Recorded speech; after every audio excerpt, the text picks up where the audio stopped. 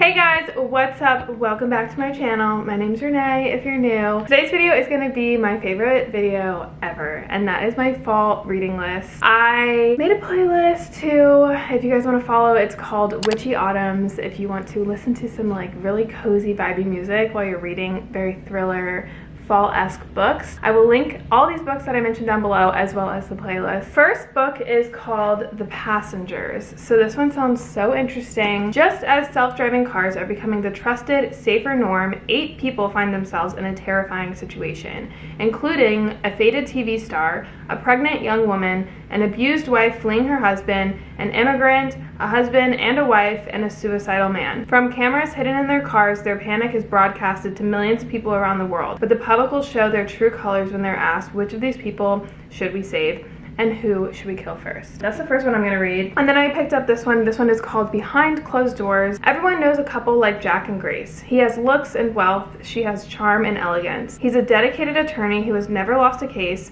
and she is a flawless homemaker, a masterful gardener, and a cook, and dotes to her disabled younger sister. Though they are still newlyweds, they seem to have it all. You might not want to like them, but you do. You're hopelessly charmed by the ease and comfort of their home, by the graciousness of the dinner parties that they throw. You'd like to get to know Grace a little bit better, but it's difficult because you realize Jack and Grace are inseparable. Some might call it true love. Others might wonder why Grace never answers the phone, or why she can never meet for coffee, even though she doesn't work. How she can cook such elaborate meals but remain so slim, or why she never seems to take anything with her when she leaves the house, not even a pen. Or why there are such high security metal shutters on all the downstairs windows. Some might wonder what's really going on once the dinner party is over and the front door has closed. I've heard a lot about this book, The Chestnut Man. They're actually making it into a Netflix series, which is going to be exciting. A psychopath is terrorizing Copenhagen. His calling card is the Chestnut Man, a handmade doll composed of matchsticks and 2 chestnuts, which he leaves at each bloody crime scene. Examining the dolls, forensics makes a shocking discovery: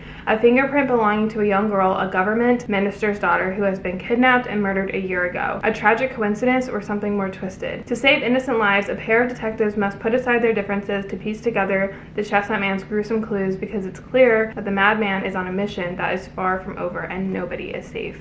I heard this is like a really good book, so I'm really excited about this one. I'm gonna read it during October too, so it'll be like really creepy and scary. And then the Sundown Motel. I love the look of this one. It's so beautiful. I feel like this time I got really pretty books. Upstate New York, 1982.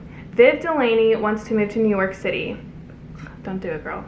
And to help pay for it, she takes a job as a night clerk at the Sundown Motel in Fell, New York. But something isn't right at the motel. Something haunting and scary. Upstate New York, 2017. Carly Kirk has never been able to let go of the story of her Aunt Viv, who mysteriously disappeared from the Sundown before she was born. Carly decides to move to Fell and visit the motel, where she quickly learns that nothing has changed since 1982. And she soon finds herself ensnared in the same mysteries that claimed her aunt.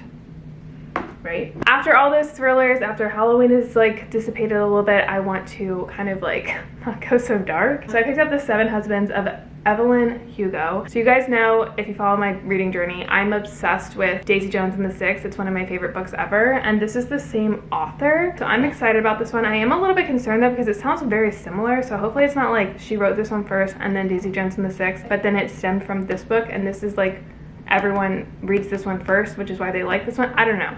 Hopefully it's not very similar. Reclusive Hollywood icon Evelyn Hugo is finally ready to tell the truth about her glamorous and scandalous life. But when she chooses unknown magazine reporter Monique Grant to write her story, no one is more astounded than Monique herself. Determined to use this opportunity to jumpstart her career, Monique listens in fascination. From making her way to LA in the 50s, to leaving show business in the 80s, and of course the 7 husbands along the way, Evelyn unspools a tale of ruthless ambition, unexpected friendship, and a great forbidden love. But as Evelyn's story nears its conclusion, it becomes clear that her life intersects with Monique's own in tragic and irreversible ways. Like I said, it sounds very similar to Daisy Jones and the Six, so hopefully it's not. We're back on the dark side. Moonlight Child. On a cold January night, Sharon Lamuku Lemke heads outside to see her lunar eclipse when she notices something odd at the house behind her backyard. Through her neighbor's kitchen window, she sees what appears to be a little girl washing dishes late at night. But the Fleming family doesn't have a child that age, and even if they did, why would she be doing housework at this late of an hour? It would be easy for Sharon to just let this go, but when 18-year-old Nikki, a former foster child, comes to live with Sharon, she notices suspicious activity at the Fleming's house as well. When calling social services doesn't result in swift action, the two decide to investigate on their own.